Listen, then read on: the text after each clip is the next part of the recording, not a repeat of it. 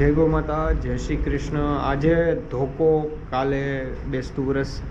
સૌપ્રથમ બેસતા વર્ષના બધા ભાઈઓને જય ગૌ માતા, જય શ્રી રામ।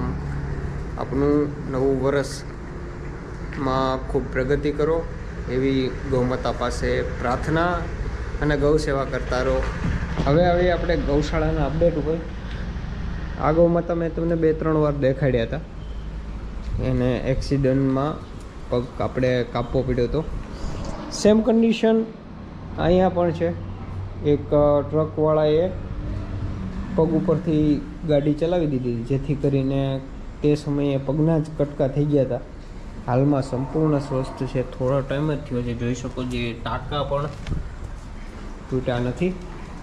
હવે આજે આપણે રેસ્ક્યુ કરેલું છે આનું। આ ગૌ માતા છે, એને પગ તમે જુઓ,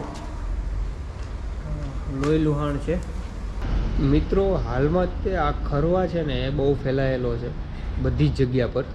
ગૌ માતાઓ ચાલી નથી શકતા, પગમાંથી લોહી પડે, આવું કંઈ પણ દેખાય તો ગૌશાળાનો સંપર્ક કરજો, જેથી અમે રેસ્ક્યુ કરી અને એની સારવાર કરી શકીએ। ચાલો, જય ગૌ માતા, જય શ્રી કૃષ્ણ।